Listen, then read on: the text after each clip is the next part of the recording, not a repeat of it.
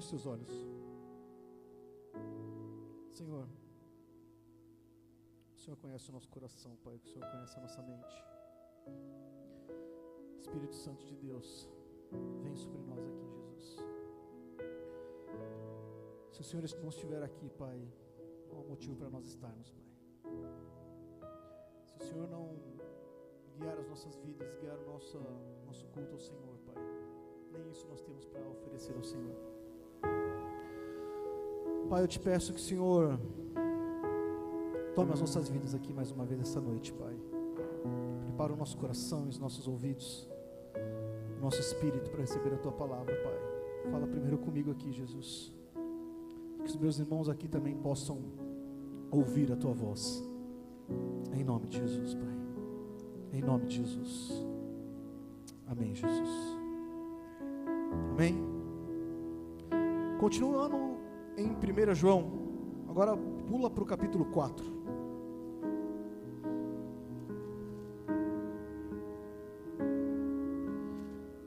João capítulo 4, nós vamos ler o versículo 10.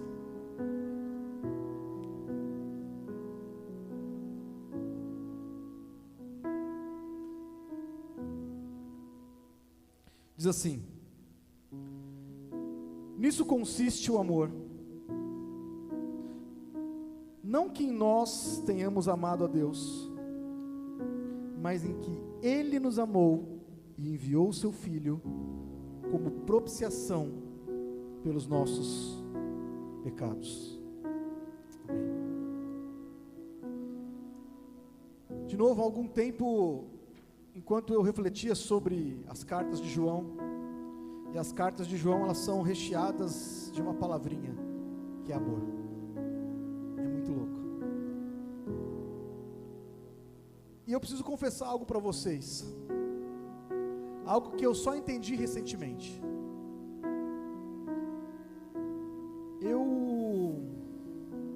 Pela misericórdia de Deus, eu fui muito amado pelos meus pais e ainda sou. Minha mãe ainda, se eu deixar, ela faz o meu leitinho de manhã, não tem problema nisso. É amor. Pela misericórdia de Deus, eu conheci, casei com a mulher da minha vida, que eu amo e que me ama. Mas eu achava que entendia o amor, eu achava que compreendia um pouco do amor de Deus, com os exemplos que eu tenho em casa. Mas só quando o meu filho Davi nasceu, algo despertou diferente em mim. Eu não sei explicar, talvez os pais e as mães consigam explicar, ou saber o que eu estou dizendo. Talvez não explique, mas entenda. Mas eu consigo começar a olhar a palavra de Deus e começar a ler quando Deus amou o mundo de tal maneira que deu o seu Filho. Eu consigo olhar para o berço e falar: cara, quanto amor Deus tem por mim. Estão entendendo o que eu quero dizer? E é óbvio, de novo, não, só quando você ter filho, não. Mas em mim, na minha experiência, algo despertou, algo ligou em mim, a ponto de eu olhar para ele ali, para aquele pequenininho ali, e falar: caramba, como a palavra de Deus faz mais sentido para mim agora, sabe? E eu comecei a ler, e isso começou a me comover e a me chocar. Como eu não entendia isso, como eu não conseguia perceber tanto amor de Deus assim. Não que eu não percebesse, não que eu não sabia do amor dele, entendam isso, mas talvez eu consegui, entre aspas, viver um pouquinho, sabe, saber o que é ter um filho, e saber a dor, não preciso me entregar mais, graças a Deus, mas de me desligar dele, de olhar um pequenininho, que faz nem 3 meses que eu conheço, pessoalmente. Eu imagino Deus na sua plenitude. A palavra de Deus diz que Jesus já estava, Ele era o verbo, Ele estava no início, Ele estava na criação, Ele sempre foi, Ele é. E um dia Deus no ser, na mente dele, falou assim: eu vou precisar dar o meu filho, para que eles tenham a remissão, para que eles tenham direito à vida eterna. O meu filho vai ter que descer, o meu filho vai ter que morrer, para que eles estejam novamente ligados a mim. Cara, eu não sei se isso causa alguma coisa em você, mas isso causa uma coisa muito forte em mim. E aí, isso me leva a outras coisas. Esses dias eu estava ouvindo um pastor pregar, eu não vou me lembrar o nome dele agora, e ele contou uma história de um casal que ele conhecia, e o homem, eles eram casados, e o homem durante alguns meses, 2 meses, não me lembro exatamente agora, ele traiu a esposa dele. Ele traiu a esposa dele e ele viu que aquilo era completamente errado e que ele não podia continuar fazendo aquilo. E ele parou de fazer imediatamente. E a vida dele continuou. Mas um certo dia, a esposa dele descobriu. Depois de um tempo já, que ele já tinha feito, já tinha parado, estava tudo bem, estava tudo certo a vida dele, entre aspas, né? E ela nunca mais o perdoou. Ela nunca mais conseguiu perdoar, e eles se separaram e estão separados até hoje. Por que eu estou dando esse exemplo? Que não tem nada a ver, aparentemente, com o que a gente acabou de ler. Cara, Jesus nos perdoa todos os dias. Eu não sei se você tem essa noção, mas o Senhor nos dá segundas chances todos os dias. E eu posso falar uma coisa para você: nesse mundo, a gente não tem segunda chance. Nós somos muito rápidos em questionar, em julgar e tirar. Mas o nosso Deus, santo, eterno, imaculado, Ele nos perdoa e nos dá uma chance todos os dias da nossa vida. Calma, isso não é desculpa para a gente viver pecando, não é desculpa. Mas quando eu olho a palavra de Deus, e no livro de Lamentações, abra aí capítulo 3, Lamentações capítulo 3, Lamentações lá depois de Jeremias, capítulo 3, versículos 22 e 23, Lamentações 3, 22 a 23, diz assim: graças ao grande amor do Senhor, é que não somos consumidos, pois as suas misericórdias são inesgotáveis, renovam-se a cada manhã, grande é a tua fidelidade. Cara, se isso não for amor, eu não sei o que é amor.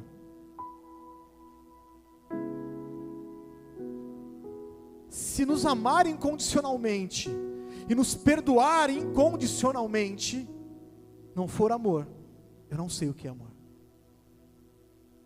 E nós vemos vários exemplos na Bíblia, mas um dos exemplos que eu quero trazer para nós aqui, para nós falarmos rapidamente, está lá no Evangelho de Lucas capítulo 15, a partir do versículo 11.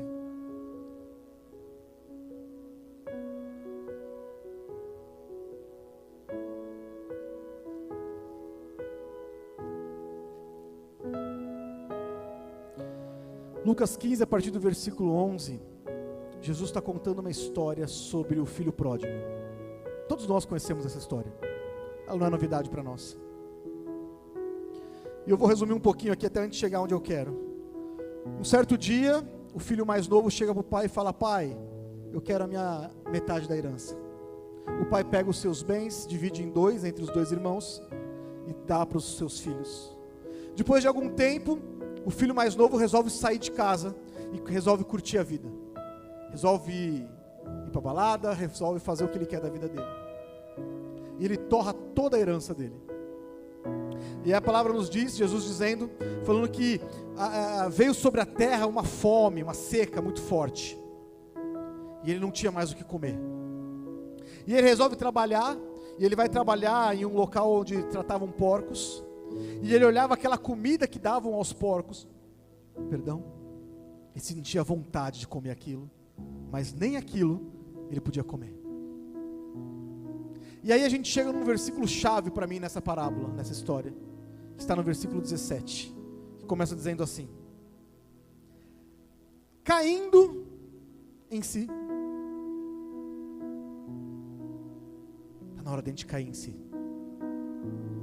Está na hora da gente começar a olhar para a nossa vida. E muitas vezes nós dentro da igreja, muitas vezes nós com nossos ministérios, não conseguimos viver o amor de Deus por completo. Não conseguimos viver tudo aquilo que o Senhor tem para as nossas vidas por completo. De novo, não estou dizendo que você precisa estar lá fora não, aqui dentro.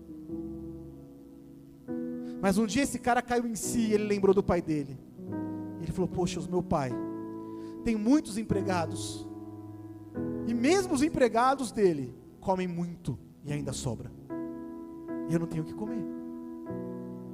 Então eu vou voltar para a casa do meu pai, e eu vou dizer para ele, pai, eu pequei contra o Senhor e contra ti. E ele faz isso. Ele retorna à casa do pai. E aí a palavra de Deus continua dizendo, a partir do versículo 20 ali, que ele nem chegou, olha que maluco isso. Entendam, Jesus está contando essa história, e nessa história o pai é o próprio Deus. E sabe o que acontece quando nós caímos em si, resolvemos dar o primeiro passo em direção à casa do pai, aos braços do pai? Ele vem em nossa direção. E a Bíblia nos diz assim, e o pai vendo de longe que ele estava vindo, foi ao seu encontro. De novo, de verdade, eu não sei para você, cara, mas isso me constrange muito. Isso me constrange muito, porque eu sei os meus defeitos, eu sei os meus pecados, eu sei quanto eu erro. Cara, e lendo a palavra, eu vejo que toda vez que eu abaixo minha cabeça e que eu assumo, que eu falo, pai, como eu sou cabeção, como eu erro, Jesus. Cara, acho que eu não preciso nem falar o resto da palavra, ele já está falando assim, filhão, eu estou aqui. Tá bom, está perdoado. Agora vem e não peques mais. Essa é a condição, entende? O amor de Deus, ele é incondicional sim, mas ele não nos dá o direito em viver em pecado. Eu não vou ler aqui, mas leiam nas suas casas, leiam, cara, é tão curtinho as cartas de João, 1ª, 2ª e 3ª João, é muito curtinho e vale a pena a leitura. Mas você vai entender claramente que João fala o seguinte, olha, quem peca é de Satanás. Só que ele fala assim, olha, presta atenção, porque todos nós somos pecadores. E Jesus veio, Deus deu o seu Filho para morrer por nós, pelos nossos pecados. Essa é a condição. É a gente não viver em pecado, porque nós não somos desse mundo. Porque se nós continuamos em pecado, sabendo que estamos pecando, a palavra de Deus é clara, dizendo que nós não temos parte com Deus. E quem não tem parte com Deus, não está solto no universo. Quem não tem parte com Deus, tem parte com Satanás. Não se engane.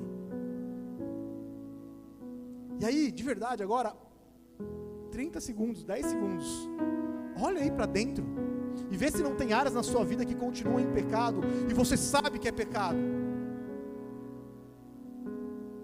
Essa área é de domínio de Satanás, é ponto de trevas em nossas vidas, e onde há trevas, há liberdade para Satanás agir. É dele, a palavra é clara, onde há pecado, Deus não está. Mas de novo, entenda isso, estar em pecado é uma coisa, pecar é outra coisa. Eu posso errar agora, eu posso falar, puxa, Jesus me perdoa, eu errei aqui. Não, eu não tenho parte com o diabo, eu não tenho parte com Satanás. Eu reconheço o meu erro, eu reconheço o meu pecado, e eu não quero mais fazer isso. Ponto final. Consegue compreender isso? Agora, em nome de Jesus, nós não temos mais tempo para viver em pecado. Nós não temos mais tempo em ficar patinando nas mesmas coisas que caíamos há 10, 20, 30 anos atrás. Está na hora da gente começar a olhar para Deus e para o sacrifício de Jesus naquela cruz de uma forma diferente. Outra coisa que João fala aqui é que o amor, Pedro fala isso, é que o amor, ele expulsa, não há medo no amor. Sabe, e às vezes nós estamos tão entranhados, que a gente esquece do amor e começa a fazer as coisas por medo de ir para o inferno. A gente começa a fazer automaticamente, porque a gente sabe a consequência. E olha, a consequência é verdade. Ponto. Ninguém está falando o contrário aqui não. Mas o motivo certo de eu fazer o certo, ou de eu fazer o bem, não é porque eu vou para o inferno no final da minha vida. É porque eu amo a Deus e a obra de Jesus naquela cruz. E aí muda tudo. Muda a nossa visão de mundo, muda a nossa visão de vida. Eu vou começar a fazer diferente, não por medo, mas por amor. E outra coisa que a gente vê recheado, e nós vamos ler aqui mais um versículo aqui em João daqui a pouco, nas cartas de João, é como ele compara quanto Deus e Jesus nos amou, como eu amo os meus irmãos. E ele diz o seguinte: só quem ama o seu irmão tem o amor de Deus na sua vida. E aí entra o perdão. E aí entra o perdão. Quantas pessoas, esses dias atrás, alguém veio comentar alguma coisa comigo tal, e falou de um rapaz que já tem uma certa idade, já é velho de igreja. E ele falou assim: poxa, ele estava comentando uma coisa nada a ver. Ele falou assim: aquele irmão tem uma mágoa profunda de tal e tal pessoa. E de verdade, não estou julgando ninguém não, porque todo mundo está sujeito a isso, por favor. Mas a gente para pensar e fala: puxa vida, a gente tem 20, 30, 40, 50 anos de igreja, e ainda a gente dá razão à nossa carne. A gente ainda olha para o nosso irmão e fala: eu não gosto dele não, olha como ele toca, não, vai lá fazendo careta, não quero. Não dá. Sabe por quê? Porque se a gente ainda está vivendo com isso no nosso coração, desculpa eu falar isso para vocês essa noite, mas nós não temos parte com Deus, não conhecemos o amor de Deus em nossas vidas. É a palavra que diz, não sou eu. Sabe, e isso tudo, a gente vai ligando, e vai ligando, e vai ligando, e aí a gente volta lá para Mateus capítulo 6, nem precisa abrir, mas quando Jesus fala sobre a oração lá do Pai Nosso que ele ensina, e aí ele termina essa oração e diz o seguinte: olha, se você não perdoar, você não é perdoado.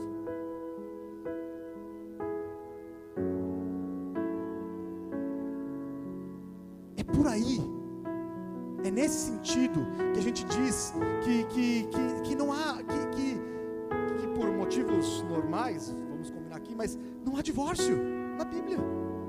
Se eu amo e se eu perdoo, como eu me separo? Ah, pastor, mas você não sabe o que o cara faz, o que a mulher faz, o que ela fez. Eu não quero nem entrar no mérito aqui. Eu estou dizendo da palavra de Deus. Nós temos que ver o amor e o perdão. É fácil? Não. A gente vai camelar muito para viver isso. Se você quiser viver de verdade isso, vamos suar junto, gente. Não é fácil. Não estou dizendo que você vai sair daqui amando todo mundo, não estou dizendo que você vai sair daqui perdoando todo mundo. Seria muito bom isso, mas não é assim. A gente vai ter que lutar com essa carne aqui, ó. Essa carne aqui não quer as coisas que são de Deus. Essa carne aqui não quer as coisas que vêm do alto. Sabe o que essa carne quer? Ela quer ela mesma. Sabe o que essa carne tem? Ela tem orgulho. E sabe o que é o orgulho? O orgulho é eu ouvir uma palavra e eu falar assim: mas eu não vou fazer isso, porque o que o povo vai pensar de mim? Não, mas ela fez primeiro, ela não me olha há 2 dias, eu não vou olhar para a cara dela hoje. Isso é orgulho. Isso é orgulho. E a gente tem que começar a nomear os nossos podres, os nossos pecados. A gente tem que começar a dar nome e sobrenome e falar: Deus, sim, Pai, eu tenho esse orgulho em mim, eu não quero ter. Pai, eu não consigo perdoar, e poxa vida, se eu não perdoar, eu não vou ser perdoado. E o perdão é óbvio que é amor, e se eu não amo, eu não tenho parte com o Senhor. E é por aí que a gente tem que se desesperar. Não é com medo de ir para o inferno. Consegue entender isso? O ponto aqui é que a nossa vida não pode ser regrada pelas consequências que podem acontecer. A nossa vida com Deus, a nossa vida como comunidade aqui, como igreja, ela tem que ser regada pelo amor do nosso Deus. E não existe nenhum outro exemplo na Bíblia Nenhum outro exemplo melhor do que o próprio Deus dar o seu Filho por nós. E aí é que eu vejo dois tipos de amor, muito iguais, mas em pessoas diferentes. O primeiro é o Deus Pai, entregando o seu Filho. Puxa vida, como dói. E o segundo aqui é o Deus Filho, sendo Deus. A palavra de Deus diz que Ele veio ao mundo, Ele passou pelas mesmas coisas que a gente passa, mesmo sendo Deus. Sentiu fome, sentiu sede, sentiu sono, sentiu cansaço.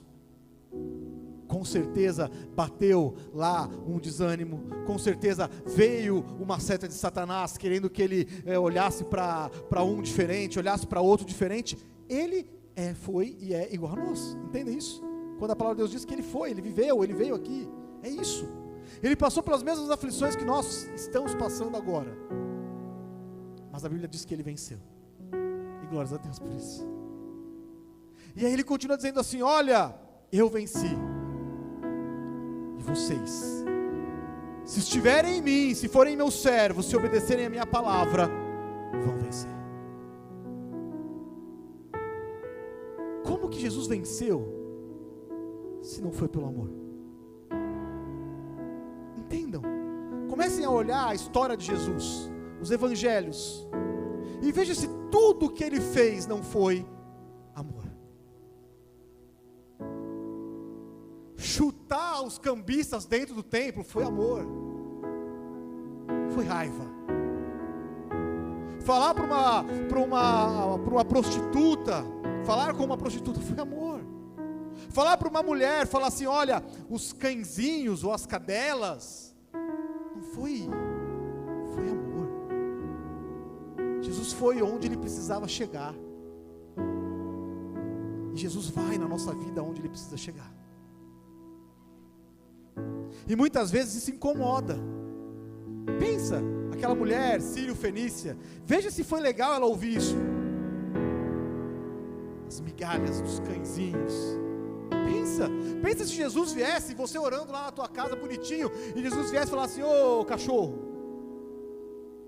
Peraí, não é Jesus não, apareceu outra pessoa, né? Tô orando, tá coisa errada aqui. Pensa. Mas Jesus sabe exatamente o ponto onde ele precisa entrar na nossa vida.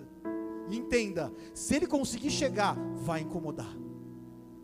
Se não está incomodando, é porque ele não está chegando. E por que ele não está chegando?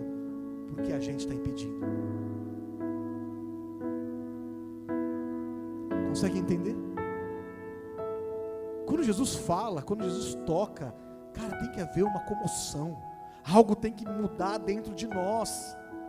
Não dá para a gente mais pegar essa palavra e começar a ler, como eu disse aqui, lá João 3,16, famosão, todo mundo sabe de cor, e isso não comover mais a nossa vida, não comover mais o nosso ser, sabe, algo acontecer dentro de nós, os nossos olhos não encherem de lágrimas, não por emoção, mas por entender o contexto disso, o amor inesgotável de Deus pelas nossas vidas, pelo amor inabalável de Deus por nós.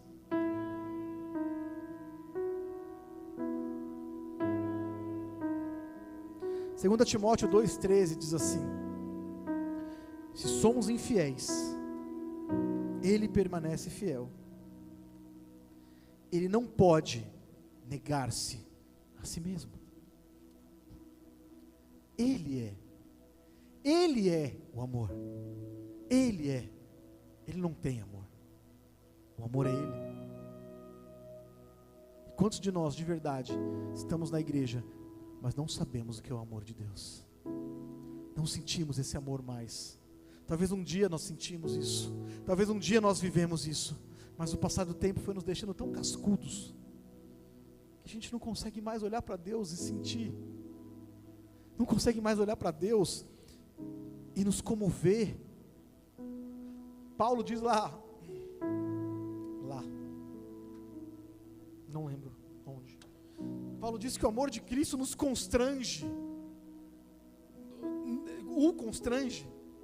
olhando, ele fala assim: cara, isso aqui é muito, eu não sou merecedor,